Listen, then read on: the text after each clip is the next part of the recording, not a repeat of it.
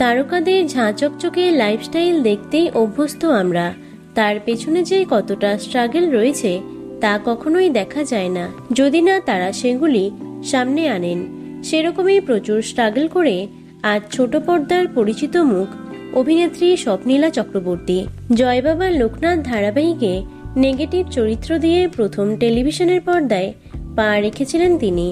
এই ধারাবাহিকে তার অভিনয়ের প্রশংসা পায় এবং পরবর্তীকালে একের পর এক ধারাবাহিকে কাজের সুযোগ পান তিনি। তবে এক্কা দোক্কা ধারাবাহিকে কাজ করে তিনি জনপ্রিয়তার শিখরে পৌঁছেছিলেন।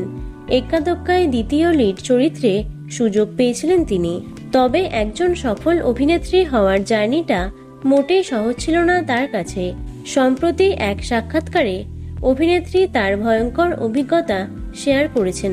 অভিনেত্রী আসানসোলের মেয়ে, সেখান থেকে কলকাতায় অডিশন দেওয়ার সময় প্রচুর পরিশ্রম করতে হয়েছে তাকে। এমনকি এমনও দিন গেছে যখন অভিনেত্রীকে ঘাড় ধরে স্টুডিও থেকে বের করে দেওয়া হয়েছিল। এত অপমান সত্ত্বেও হার মানেননি তিনি। তার মনের জোরেই তিনি আজ এই জায়গায় পৌঁছেছেন। বর্তমানে জলসার প্রতিজ্ঞা ধারাবাহিকে অভিনয় করছেন তিনি। তো বন্ধুরা, অভিনেত্রী স্বপ্নীলা চক্রবর্তীর অভিনয় তোমাদের কেমন লাগে অবশ্যই কমেন্টে জানিও।